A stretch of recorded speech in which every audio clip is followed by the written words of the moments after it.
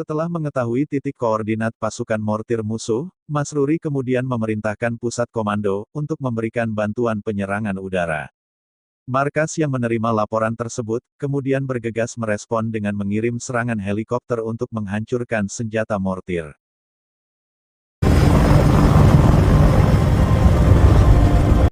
Gagal menghancurkan mobil yang dikendarai pasukan Masruri, pemimpin pasukan pemberontak kemudian menyuruh anak buahnya kembali menyerang pasukan patroli lainnya. Musuh pun terus menghujani peluru, dan memaksa untuk ketiga tentara ini untuk keluar dari mobil.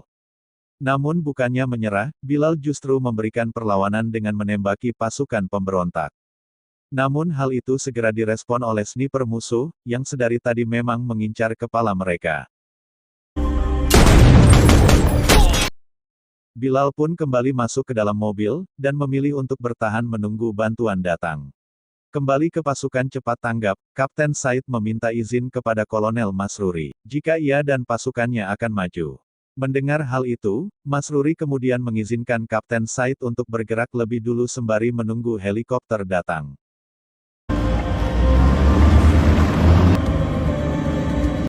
Melihat dua mobil pasukan cepat tanggap mendekat, membuat tentara pemberontak kembali ke bukit.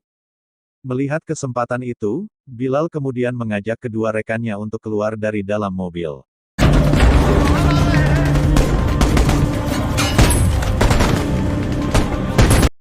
Asap tebal yang muncul juga melindungi mereka dari tembakan sniper. Kemudian Ali melihat sebuah lokasi yang terlihat aman. Kemudian ia mengajak rekannya untuk berpindah ke spot tersebut. Namun, karena Bilal dan juga Hindasi yang terluka di bagian kaki, tak bisa bergerak cepat. Ali kemudian memutuskan untuk bergerak lebih dahulu, sedangkan Bilal diminta untuk membakuk dari serangan musuh. Namun tiba-tiba, Ali pun harus tumbang karena sniper musuh menembak 2 kali di bagian dada.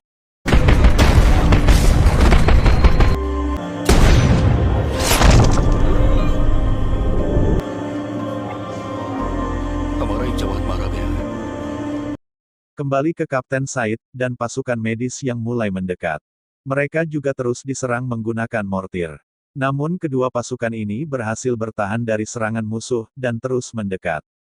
Namun tiba-tiba, ranjau darat yang sudah dipasang musuh berhasil membuat dua mobil perang ini rusak parah.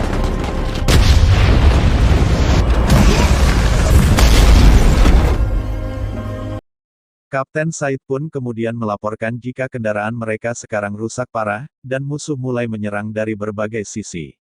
Bilal dan Hindasi yang melihat hal tersebut, hanya bisa diam. Setelah mereka mulai kehilangan harapan, tiba-tiba sebuah pertolongan datang, di mana pasukan bantuan udara telah sampai. Helikopter yang sudah menerima titik lokasi mortir musuh, segera menghujani mereka dengan serangan rudal, dan tembakan mesin dengan begitu dahsyat.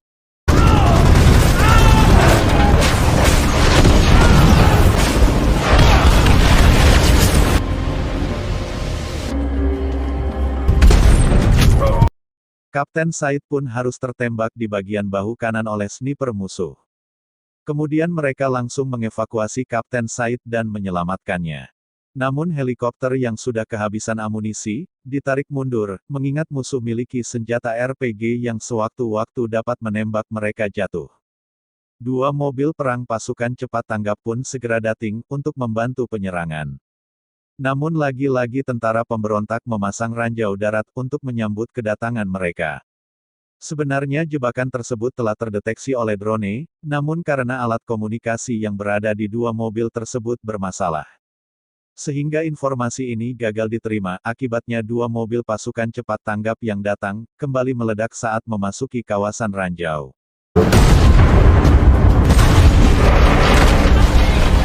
Kemudian Masruri meminta pusat komando, untuk memberikan gambaran satelit yang lebih luas. Di sini Masruri berpikir sejenak, dan sepertinya sudah merencanakan sesuatu. Ia kemudian menginstruksikan kepada seluruh pasukannya, untuk bergerak maju dan menggunakan kendaraan yang sudah rusak sebagai tameng perlindungan. Sebenarnya rencana ini ditolak oleh komandan di markas pusat, menurutnya jika Masruri maju, maka ia akan diincar, karena dialah sang pemimpin. Namun Masruri tetap nekat, karena seluruh pasukan yang terjebak, hanya berharap bantuan datang. Mendengar hal itu, sang komandan pun tak ada pilihan lain, selain mendukung rencana Masruri. Ia kemudian memerintahkan pasukan jet tempur, untuk membantu skema penyerangan udara. Dan setelah mendapatkan instruksi dari Masruri, seluruh pasukan cepat tanggap maju serentak dan peperangan pun kembali terjadi.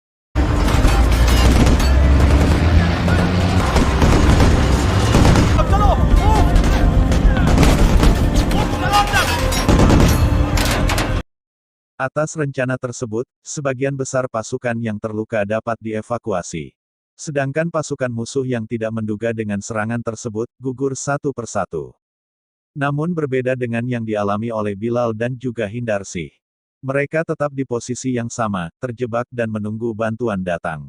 Komandan yang berada di markas pusat, kemudian menghubungi Masruri, jika jet tempur akan datang sekitar 7 menit ke depan. Mereka diminta untuk meninggalkan zona perang secepatnya. Masruri kemudian memerintahkan sebagian pasukannya untuk mundur, dan membawa pasukan yang terluka. Sedangkan ia dan pasukan yang lain, akan membawa Bilal dan juga Hindarsih. Serta beberapa pasukan yang terluka di mobil Kapten Said. Karena sniper musuh masih menjadi ancaman, Kapten Said kemudian memberikan ide kepada Kolonel Masruri. Mereka akan menutup area dengan kabut asap tebal, saat pasukan Masruri menyelamatkan Bilal dan juga Hindarsih. Sedangkan ia akan mencari sniper musuh yang tadi sempat melukai bahunya.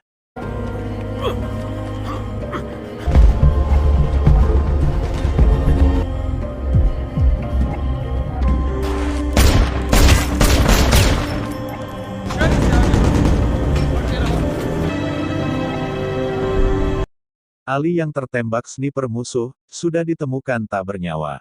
Falasi kemudian menggendong sahabatnya ke dalam kendaraan yang dibawa oleh Masruri. Bilal yang melihat jasad Ali, sangat bersedih, di mana sahabat karibnya telah gugur dalam pertempuran ini. Dan singkat cerita, seluruh pasukan pun dibawa mundur, termasuk Kapten Said yang menyusul naik ke dalam kendaraan. 7 menit kemudian, pasukan jet tempur telah mengkonfirmasi posisi mereka yang telah sampai di titik yang dimaksud. Masruri kemudian memerintahkan pilot jet tempur, untuk menghabisi pasukan musuh dengan seluruh amunisi yang mereka bawa.